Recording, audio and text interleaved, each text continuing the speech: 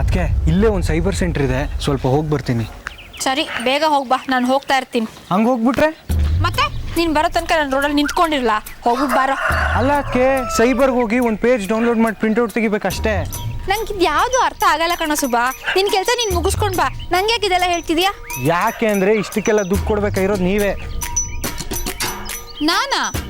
ಎಲ್ಲಿಂದ ತಂದ್ಕೊಡ್ಲಪ್ಪ ನಾನು ದುಡ್ಡನ್ನ?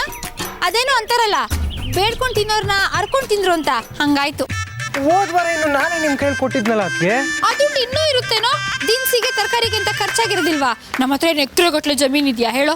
ಮತ್ತೆ ಈಗ ಸೈಬರ್ಗೆ ಏನು ಮಾಡಲಿ? ಲೆಕ್ಕಕ್ಕೆ ಬರ್ಸು, ತಿಂಗಳು ಒಂದ್ಸತಿ ಕೊಟ್ರೆ ಆಯ್ತು. ಅವನು ಒಪ್ತಾನಾ? ಒಪ್ಪಿಲ್ಲ ಅಂದ್ರೆ ನನ್ನ ಹೆಸರು ಹೇಳು.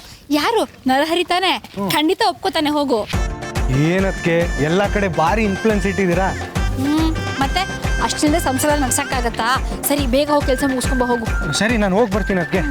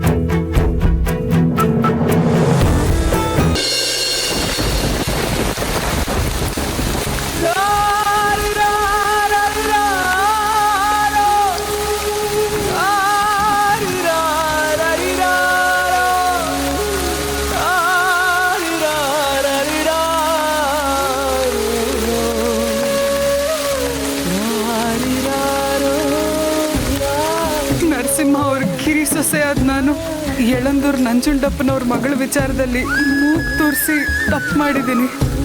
ಅದಕ್ಕೆ ಎಲ್ಲರ ಹತ್ರ ಕ್ಷಮೆ ಕೇಳ್ತಾ ಇದ್ದೀನಿ.